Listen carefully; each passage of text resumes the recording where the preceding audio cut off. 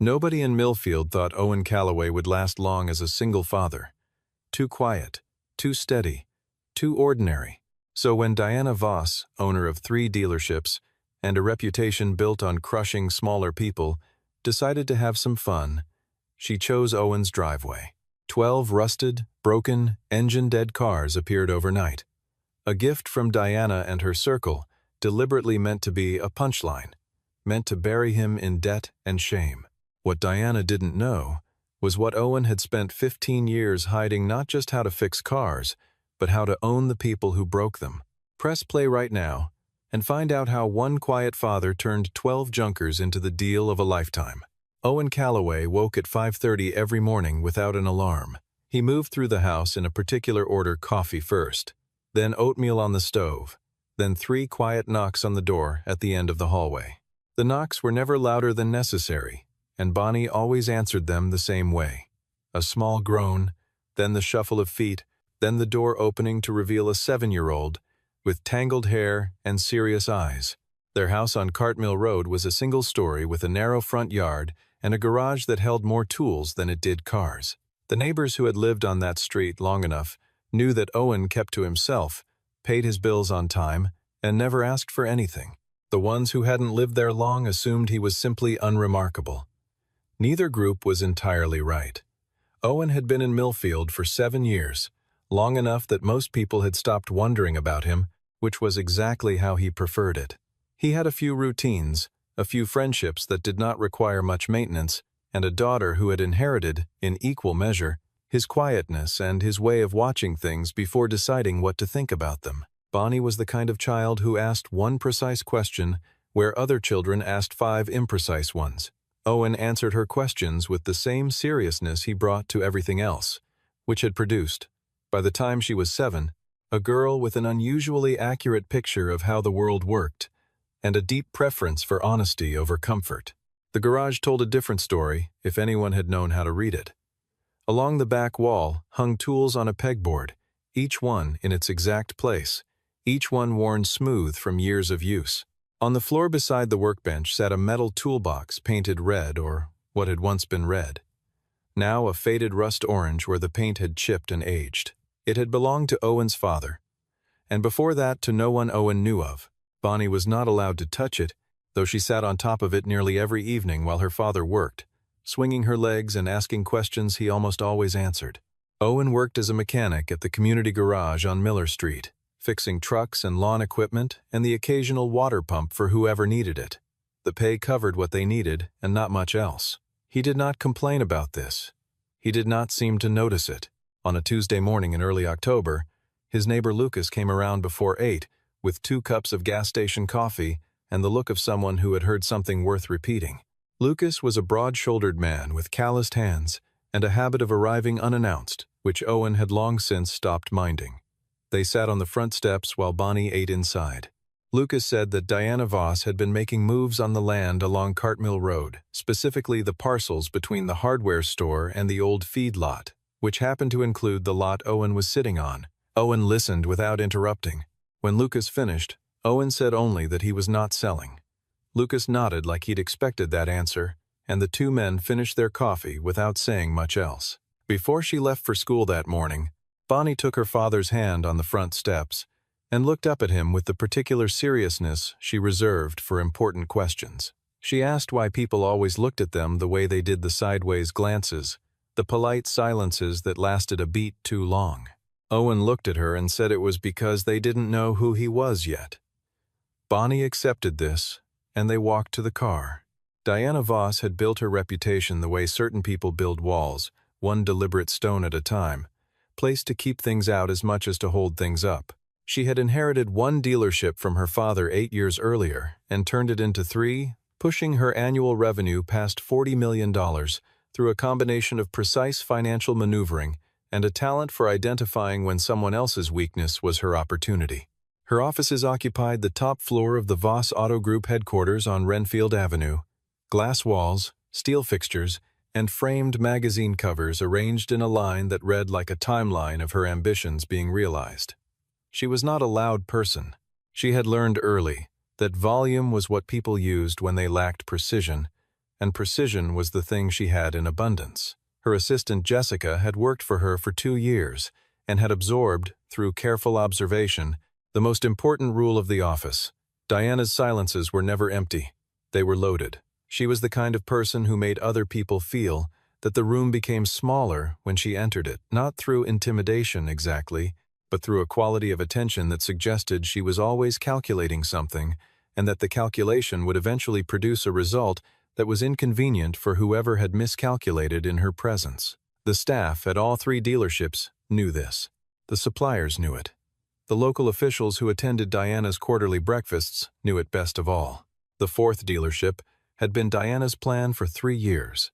The location on Cartmill Road sat at the intersection of Route 9 and the approach to the new commercial development going up on the east side of Millfield, the kind of geography that a person in Diana's business did not find. Twice, she had offered fair prices through 2 separate brokers. Most of the landowners along that corridor had accepted. Owen Callaway had declined both offers without explanation, which Diana found more interesting than annoying. She told Jessica to find out who he was. The report came back thin: mechanic, single father, quiet life, no apparent financial ambitions. Diana read it twice, set it down, and said that if a man had no ambitions, there was usually something else keeping him in place. Something they hadn't found yet. She told Jessica to arrange a different kind of conversation, the kind that didn't require a broker. What followed was not spontaneous. It required a flatbed company, 4 separate towing services operating across a single overnight window, and a man in the county assessor's office who owed Diana a favor. 12 vehicles were sourced from salvage lots and impound auctions across 3 counties, chosen specifically because each one had already been rejected by repair shops, tagged beyond economical repair, stripped of value in the official record. The cost of the operation to Diana was under $4,000. The vehicles were deposited in 2 rows along Owen Callaway's front drive before 5 in the morning, while the neighborhood slept. Each one bore a handwritten sign that read, "For scrap sale," and each sign was stamped with the name of a different failed repair shop, as though Owen had been collecting them. Owen came outside at 6:15 to get the newspaper and stopped at the edge of the porch. He stood there long enough for the coffee to cool in his hand. Bonnie appeared beside him a few minutes later, rubbing her eyes, and looked at the 2 rows of rusted, broken, deflated, shattered vehicles filling the driveway from the gate to the street. She asked if someone had given them cars. Owen said nothing for a moment. Then Lucas appeared from across the yard, moving fast, because Lucas had seen the trucks come in the night before and had not known what to do with what he had witnessed. He told Owen what he had seen. Owen listened with the same expression he wore for most things still, attentive, without visible alarm. The neighborhood was waking up. A few people had already stopped on the sidewalk. Phones were out. Within the hour, a local message group had posted a photograph of the driveway, with a caption that the people who had arranged all of this found very satisfying. A woman who lived 2 doors down leaned against her mailbox and shook her head. A man walking his dog slowed down, took a photograph, and kept walking. A teenager on a bicycle circled the block twice. None of them knocked on Owen's door to ask if he was all right. In fairness, they would not have known how to frame the question. It was the kind of spectacle that produced commentary more easily than compassion, and Millfield was not unlike most towns in that regard. A patrol officer named Greer came by mid-morning and filled out a report while Owen explained, calmly and without irritation, that he had not requested these vehicles, had not arranged their delivery, and had no knowledge of where they had originated. Officer Greer wrote everything down and said he would look into it. What he did not say was that he had received a call the night before from the city manager's office, where a certain account of events had already been established, one in which Owen Callaway was described as having begun unauthorized accumulation of salvage vehicles on a residential property in violation of municipal zoning code. By noon, Owen had received a formal notice from the Department of Urban Management. He had 30 days to clear the property or face a compliance review and possible asset freeze. Owen read the letter at the kitchen table while Bonnie finished her lunch. Then he folded it, set it in the drawer with the utility bills, and went out to the garage. He walked the length of both rows of vehicles slowly, flashlight in hand, stopping at each one. He crouched beside certain cars for longer than others. He knocked on frames with 2 knuckles. He pressed his palm flat against chassis metal and listened. Bonnie watched from the porch. When Owen reached the 8th car in the 2nd row, a battered shell of a vehicle that had been painted over so many times its original color was impossible to guess, he was still for a long time. On his way back inside, he stopped at the edge of the driveway and bent down to pick up a small stone from the gravel. He turned it over once in his fingers and put it in the pocket of his jacket. Lucas, who had been watching all of this from the fence, did not ask why. He had learned, over years of friendship, that Owen's actions clarified themselves eventually. That evening, Owen did not call a lawyer. He did not go to the city manager's office. He did not post anything publicly or ask anyone for sympathy. He went to the phone and called a man named Adrian, who worked in automotive consulting out of Chicago and who had known Owen a long time. Owen described each vehicle in turn: engine condition, chassis response, body damage, frame integrity, with the calm specificity of someone reading from a well-organized report. He was 7 cars in when Adrian interrupted him. He asked Owen to describe the 8th car again. Owen did. There was a silence on the line that lasted several seconds. Then Adrian asked, very quietly, whether the frame on the 8th car was original. Owen said he had checked it. Adrian said something that sounded like a prayer, and Owen said he had already made note of that one. He told Adrian he would be in touch and hung up the phone. Later that night, after Bonnie was asleep and the house was quiet, Owen sat at the kitchen table with a pad of paper and went through each car from memory, writing a number beside each one. He did not share these numbers with anyone. He put the paper in the drawer with the utility bills and the compliance notice, turned off the kitchen light, and went to bed. In the morning, he pulled the first car into the garage and opened the hood. He worked with the kind of efficiency that comes not from hurry but from certainty, knowing exactly what a problem is before beginning to address it, so that no motion is wasted. The Honda sedan went in on a Wednesday and came out on Friday. Clean interior, new brake pads, fresh transmission fluid, engine running without hesitation. Owen listed it on the local marketplace for $3,800 and answered the first inquiry within the hour. It sold before noon. The Chevy truck took 3 days and needed a valve job, which Owen completed without sending out for parts because he had ordered them Tuesday. That one sold for $5,200.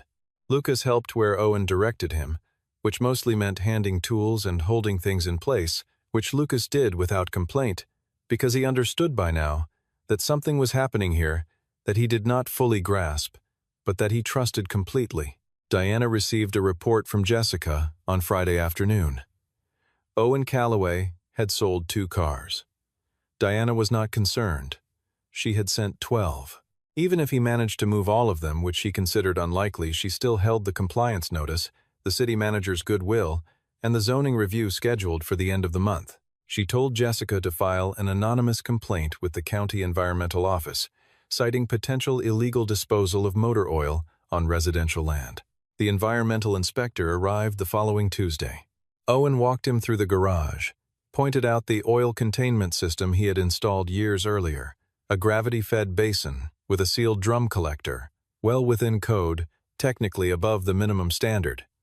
The inspector signed off and left. Diana received that report too. She told Jessica to escalate. Jessica, who had learned not to ask about the ethics of the things she was asked to do, made the calls. The escalation came in the form of a notice from the city licensing office. Owen had been selling vehicles from a residential address, which potentially required a dealer's license.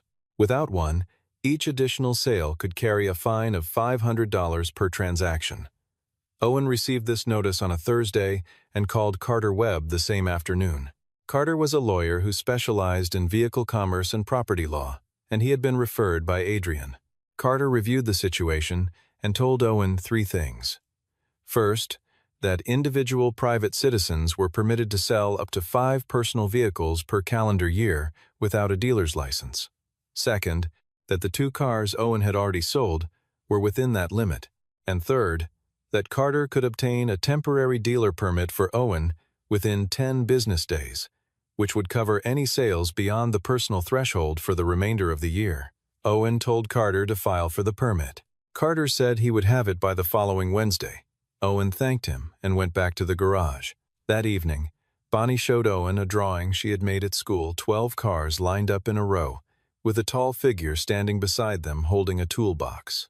The teacher had asked the class to draw something important that happened recently. Bonnie said the teacher had asked what the figure in the drawing was doing. Bonnie had said he was counting his money.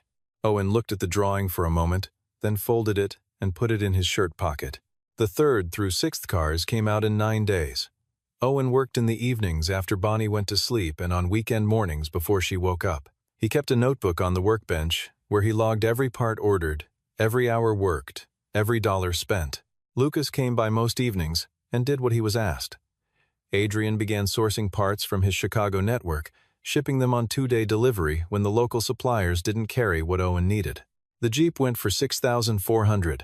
The Ford pickup, which needed more work than the others but had a cleaner frame than anyone would have guessed from the exterior, went for $7,800 to a contractor outside of town, who needed it the same week. A Volkswagen sedan, which had more wrong with it than Owen initially assessed, sold for $3,500, the only car that came in below his projected number, which Owen noted in his log without complaint. A BMW 3 Series from 2009 needed a rebuilt alternator, 2 new control arms, and fresh tires. But the body panels were straight, and the interior was intact. Owen listed it for $9,200 and received 4 inquiries the first morning. He sold it to the second caller after asking 2 questions: whether the buyer intended to drive it daily and whether they had a reliable mechanic. The buyer said yes to both. Owen said the car would serve them well. Then there was the 8th car, the one Adrian had gone quiet about on the phone. Owen had known from the moment he crouched beside it in the dark that first night that it was a different category of problem from the others. Not a problem in the sense of difficulty, but in the sense of significance. The vehicle had been buried under 4 poorly applied layers of paint, its interior gutted and its windshield gone, and whoever had left it at an impound lot in Benton County had clearly had no idea what they were discarding. Owen had spent 20 minutes on it that first night, without touching it, just looking, moving his flashlight slowly across the body lines, pressing 2 fingers against the firewall, listening. He had sent Adrian 40 photographs the following morning, and Adrian, a man who had spent 20 years in this industry and who was not given to overstatement, had called back within the hour and used language that Owen did not normally associate with him. A collector in Chicago, a man Adrian had worked with for years, paid $38,000 for it without negotiating and arranged transport the same week. When the transfer was complete, Adrian called Owen and said that whoever had dumped those cars in his driveway had made a very expensive mistake. Owen said that was one way to put it. While Owen worked, he had also begun to read. Not about cars, about Voss Auto Group. He pulled the business registration filings, the annual tax disclosures that were publicly accessible, and the records from 2 commercial real estate transactions Diana had made in the previous 5 years. Carter helped him navigate the financial documents, translating the accounting into plain terms. What they found was not catastrophic, but it was not comfortable either. Voss Auto was carrying $4.2 million in commercial debt with Meridian Bank, structured as a variable rate loan taken out 3 years earlier to finance the expansion from 2 dealerships to 3. The rate had adjusted upward twice in the past year. More importantly, the loan agreement contained a performance covenant quarterly sales benchmarks that, if missed for 2 consecutive periods, gave the bank the right to renegotiate terms or place the account on a watch list. Diana's first quarter had come in 18% below target. Her second quarter had not recovered. The third quarter was 3 weeks from closing. Owen wrote all of this down in a second notebook, not the parts log but a different one, kept in the drawer of his bedroom nightstand. He did not discuss it with Lucas. He mentioned it to Carter only in the form of a single question: whether a commercial loan could be sold by a bank to a private buyer at a discount if the bank wished to reduce its portfolio risk. Carter looked at him for a moment, then said yes, it could, and that the typical discount on a distressed commercial note ran between 6 and 15%, depending on the borrower's perceived recovery profile. Owen asked him to find out whether Meridian was considering any such action with regard to the Voss account. Carter said he would make some calls. The seventh car was a Ford Mustang from 1969. Owen had known what it was. The first night he walked the row with his flashlight had known from the silhouette before he even lifted the hood. Someone had painted over the original finish with 3 layers of a dull orange that had no business being on that car. The interior had been stripped. The windshield was gone. But the chassis rang clean under his knuckle knock, and the engine block, though seized from sitting, was the original unit. Owen did not begin work on it after completing car 6. He brought it into the garage, set up 2 work lights, and stood in front of it for a long time with his hands in his pockets. Bonnie appeared in the doorway in her pajamas, asking why he was just looking at it. He told her some things deserved a proper introduction before you started taking them apart. She accepted this and went back to bed. He spent 11 days on the Mustang. Not because it required 11 days of continuous labor, it didn't, but because he was not in a hurry with it, and because the work required the kind of patience that could not be rushed without cost. He stripped the paint layers down to bare metal and found underneath them a color he had not expected. A pale mint green, factory original, barely visible under decades of cover. He restored the engine, rebuilt the interior from sourced materials, replaced the glass, and refinished the body in the same mint green using a custom-matched formula he ordered from a specialty paint supplier Adrian recommended. He did not explain to anyone why he had chosen to restore that particular color. He told no one what the color meant. When the Mustang was finished, he started the engine in the garage and listened to it run for 4 minutes, without saying anything. Then he turned it off, pulled the door down, and closed it inside. The Mustang was not listed for sale. The other 10 cars, the ones sold before the Mustang was finished, had been documented, titled, and transferred legally, with copies of every transaction on file with Carter's office. On the 29th day of the 30-day window, Owen emailed the Department of Urban Management with photographs and transfer documentation, confirming that 11 vehicles had been legally sold and removed from the property, and that 1 vehicle, the 1969 Mustang, remained on the property as personal property of the owner. The driveway was clear. There was no ongoing violation. The compliance review had nothing to act on. When Diana received the copy of that email through her contact in the city manager's office, she sat very still in her office chair for a long moment. Then she asked Jessica how many cars Owen had sold, and for how much. Jessica had done the research. 11 vehicles, ranging from $3,800 at the low end to $5,200 for the truck to $9,200 for a BMW 3 Series from 2009. And then the 8th car, the one Diana's procurement team had found at an impound lot in Benton County and paid $400 to include in the delivery, a 1988 BMW E30 M3, which a collector in Chicago, introduced by Adrian, had purchased for $38,000 after Owen sent a detailed condition report with 40 photographs. Diana heard the number and said nothing for several seconds. Jessica did not fill the silence. Total gross from 11 cars, just over $119,000. Estimated net after parts, transport, and Carter's fees, somewhere above $90,000. Diana had spent under $4,000 to make it happen. She told Jessica to find out who Owen Callaway really was, not the mechanic on Miller Street. The person who had known what a 1988 BMW E30 M3 was in the dark with a flashlight and 2 knuckles. Jessica came back with a name: Hartwell Restoration Group, Detroit. Owen had worked there for 11 years before leaving. Senior restoration engineer. He had assessed, rebuilt, and brokered vehicles worth considerably more than anything currently sitting in Diana's 3 showrooms. He had left without public explanation, and no one at Hartwell had spoken about it, the kind of silence that suggested a departure made on good terms, but underweight. Diana stared at the name Hartwell on the page for a long time. Then she asked Jessica to pull the current Voss financial reports. She needed to see the third quarter numbers. The numbers were not good. Carter called Owen on a Monday morning, 3 weeks after the compliance deadline had passed, and told him that Meridian Commercial Bank had placed the Voss auto account on its internal watch list following a 3rd consecutive quarter below the performance covenant threshold. The bank was not in default proceedings, not yet, but was quietly exploring options to reduce its exposure on the note. Carter said he had made preliminary contact with the relevant officer at the bank. The note was $4.2 million at face value.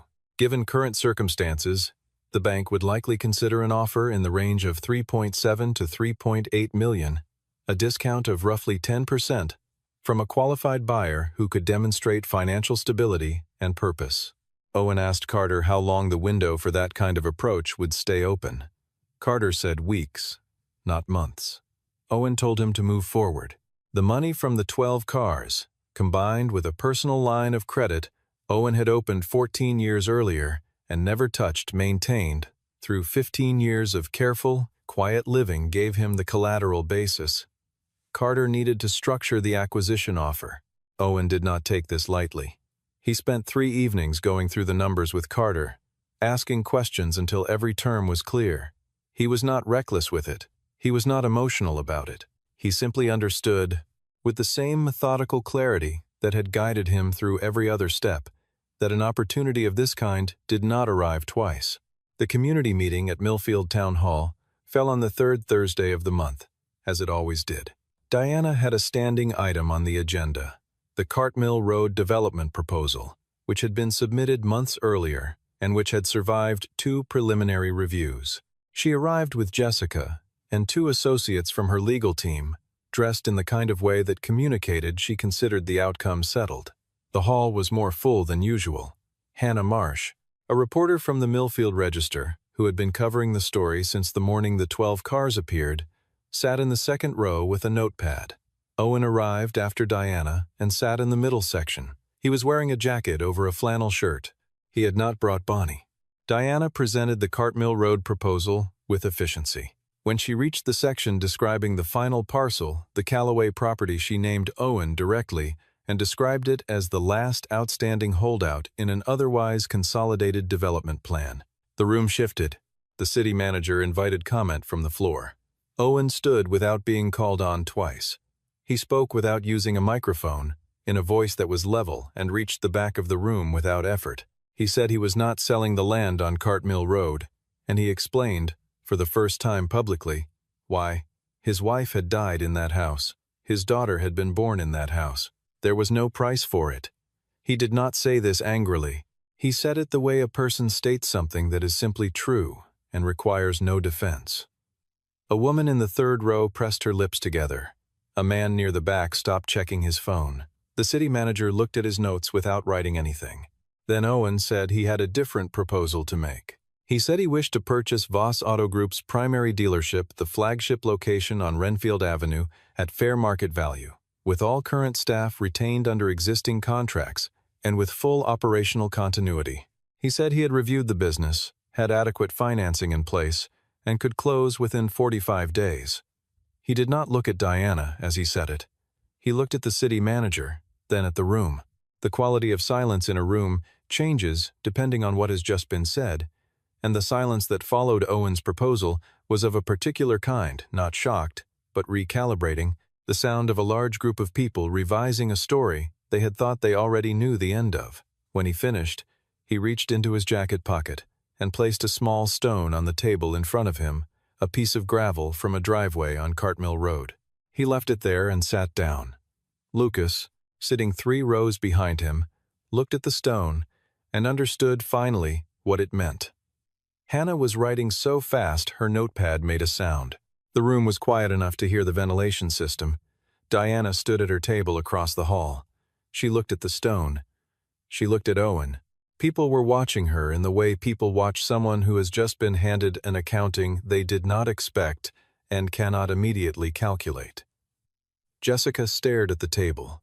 Hannah was writing. Diana was, for the first time, in a long time, without a prepared answer. She said, after a pause that everyone in the room felt, that she would consider the proposal. She said it without the inflection of dismissal or concession, said it the way someone says a thing when they genuinely have not yet decided. As the meeting broke up and people moved toward the exits, Diana passed Owen near the door. She stopped. She said she was surprised, not by the offer, but by the fact that he had never once tried to embarrass her throughout the entire thing. Not the cars, Not the compliance notice, not the environmental complaint, none of it. She said that was unusual. Owen looked at her steadily and said that it had not been necessary. He said she had handled the embarrassment herself. He said it without edge, the way a person states a fact they find neither satisfying nor entertaining, simply accurate. Diana looked at him for a moment. Then she walked out. The deal closed 39 days later. The flagship Voss dealership on Renfield Avenue was transferred to Callaway Auto, a sole proprietorship registered at the Cartmill Road address. The price was fair. Carter had insisted on a full appraisal, and Owen had paid what the appraisal said without negotiating it down, which Diana noted and did not comment on. The existing staff of 22 people received written confirmation from Owen on the day of closing that their contracts would be honored without modification. 2 of them asked to speak with him individually, wanting to understand who he was and what his plans were. Owen met with both of them in the break room, drank coffee, and answered their questions directly. He told them he intended to run a clean shop that charged fair prices and stood behind its work. He said he wasn't interested in being the largest dealership in the county. He was interested in being the most trustworthy one. Both employees came back the following week. Diana had signed a brief consulting arrangement as part of the sale terms not required, but structured as an option Owen had offered, and she had accepted after a day's consideration. It gave her a seat at the table for supplier renegotiations, where her relationships with distributors were worth more than most of what Owen could have built from scratch. She came in on Tuesdays. She and Owen did not discuss the 12 cars. They discussed inventory margins, service department efficiency, and the structural weaknesses in 2 of the existing supplier contracts. Diana was precise and useful in these conversations, and Owen was attentive. There was no warmth between them yet, but there was something more durable than warmth. Mutual clarity about what each person brought to the table and what they expected in return. On a Saturday afternoon in the 3rd week after the closing, Owen brought Bonnie to the dealership.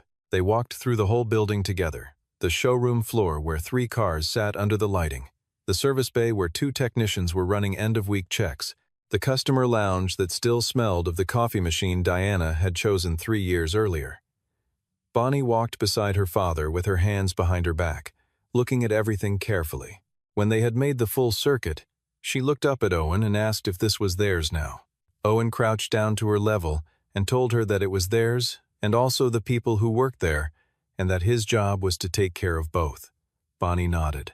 She asked if the hose on the service bay floor was a tripping hazard. Owen looked, then called out to one of the technicians to coil it. The technician did. Bonnie looked satisfied. That evening, Owen went back to the garage at the house on Cartmill Road. He let himself in through the side door, turned on the single overhead light, and stood in front of the mint-green Mustang. He put his hand on the hood the way he sometimes did, flat, still, like a greeting. He had told Lucas, when Lucas asked, that the car was Bonnie's, that he was keeping it for her until she was old enough to drive it. That was true, but it was not the whole truth, and Owen did not pretend otherwise, at least not to himself. The color had been his wife's favorite. She had pointed it out once on a car passing through their old neighborhood in Detroit, had turned to him in the passenger seat, and said that if she ever had a car, that was the color she would want. He had remembered it the way he remembered certain things completely, without effort, for the rest of his life. He stood in the garage for a while, with the light on. Then he turned it off, locked the door, and went inside to make dinner. On a Tuesday morning, 6 weeks after the closing, Owen woke at 5:30 without an alarm. He made coffee, put oatmeal on the stove, and knocked 3 times on Bonnie's door. She appeared in the hallway with her hair flattened on one side, eyes half open. He told her he needed someone to help open the dealership that morning. She stared at him. He said he couldn't manage the key by himself. She knew this was not true. She had seen him change a transmission by himself, and a key was considerably simpler, but she also understood, in the way that children who have been paying close attention understand things, that the invitation was not really about the key. She went to her room and came back dressed in under 4 minutes. Owen picked up the red metal toolbox from its place on the garage floor and set it in the trunk of the car. Bonnie watched him do this. She asked why he was bringing it. He said it was the first day. It felt right to bring it. They drove to Renfield Avenue in the early quiet of a Tuesday morning, the town not yet fully awake, the traffic lights cycling through their colors for nobody in particular. Bonnie looked out the window at the passing streets, with the focused attention she gave most things. Owen drove without the radio on. When they pulled into the lot and Owen cut the engine, Bonnie looked at the building still carrying the old signage, which Owen had not yet replaced, and then looked at her father. She asked if they were going to change the name on the sign. Owen said yes, eventually. She asked what it would say. He told her the name. She said it out loud once, quietly, testing it. Then she nodded and opened her door. Owen Calloway had never set out to own a dealership. He had not moved to Millfield with ambitions of that kind. He had moved there because the house on Cartmill Road was where he could be close to the memory of his wife and still be present enough to raise his daughter correctly. He had taken the job on Miller Street because it was honest work and because it kept his hands in what he knew. He had declined Diana's offers because some things are not for sale, not for any number, and he had always known exactly which things those were. What happened after the 12 cars arrived was not revenge and was not triumph, though it looked like both to people who had not been paying attention. It was simply Owen being Owen, seeing clearly what others had overlooked, valuing what others had discarded, and holding firmly to the things that mattered while everything else rearranged itself around them. Millfield would tell the story differently, depending on who was telling it. Some would say Owen had outmaneuvered Diana Voss. Some would say he had taken advantage of her mistake. Neither version captured it exactly. What had actually happened was quieter and more final. A man who had been underestimated had simply continued being himself, which turned out to be enough, and then considerably more than enough. He had told Bonnie, on the steps of the house on Cartmill Road, that people looked at them the way they did because they didn't know who he was yet. Sitting in the parking lot of Callaway Auto on a quiet Tuesday morning, watching his daughter walk toward the front door with her chin up and her hands in her jacket pockets, Owen thought that he had not been entirely honest with her about that. The truth, he thought, was simpler and stranger. Most people never really look at all.